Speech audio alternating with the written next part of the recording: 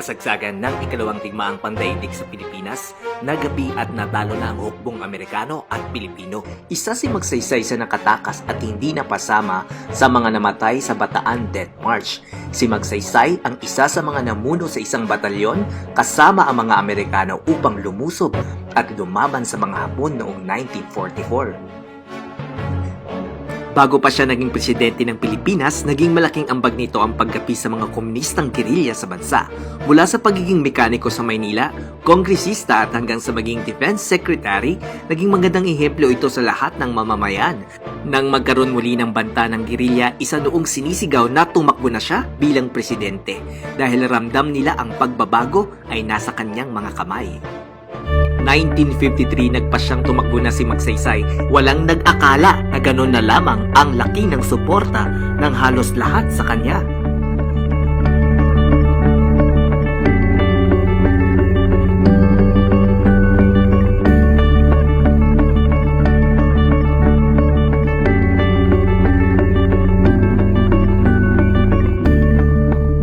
Tinalo ni Magsaysay si Elpidio Quirino at ito ang unang pagkakataon na hindi mula sa Senado ang naging presidente. Pinangunahan niya ang Southeast Asia Treaty Organization na naglalayong hindi masakop ang Pilipinas ng mga komunistang bansa. Sa kanyang pamumuno, binansagan siya ng mga Pilipino bilang House of the People, isang simpleng presidente na hindi kailanman naglustay ng salapi ng mamamayan. Yan ang utos ng kanyang mga magulang na isang panday at guro. Ang kanyang pamumuno ay nakatatak bilang cleanest and most corruption-free ng ating kasaysayan at pinakamalinis sa gobyerno sa buong Asya noong panahong iyon. Ang lahat ng industriya ay gumagana, lahat ng tao ay may trabaho at sa kanyang pamamalakad, nakilala ang Pilipinas sa sports, culture at foreign affairs. Inilapit niya ang kanyang administrasyon sa masa. Binuksan ng Malacanang Palace sa lahat ng taong gustong lumapit ng tulong. Nilagay sa pwesto ang mga taong mapagkakatiwalaan na siyang naglunsad ng isang pamahalaang tunay na makatwiran. Kitang-kita yan sa lahat ng sulok ng bansang kanyang napuntahan at dinalaw. Hindi magkamayaw ang lahat ng tao para siya ay makita at makinig sa kanyang mga talumpati.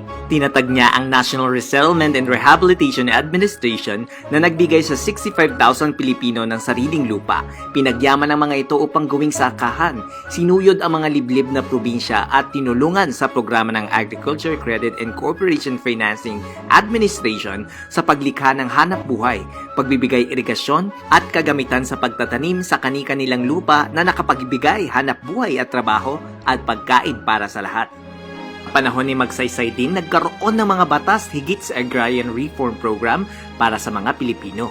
Ginapang rin ni Magsaysay ang danyos at sinira ng bansang Japan sa bansa na nagkakahalaga ng 550 million or 220 trillion pesos ng ating panahon.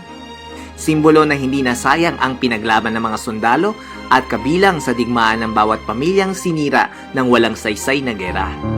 March 17, 1957, bigla na lamang nawala sa radar ang C-47 presidential plane na may pangalang Mount Pinatubo, lula ng Presidente Magsaysay. Pabalik na ito sa Maynila matapos dumalo sa ilang pagpupulong at talumpati sa Cebu.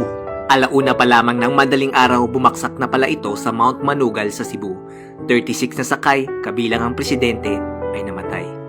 Higit 2 milyong tao ang dumalo sa pagpanaw na ito ng dakilang presidente ng Pilipinas noong March 22, 1957. Ramon Magsaysay, ang champion ng masa, ang dakilang tagapagtanggol ng tunay na demokrasya ay namaalam na.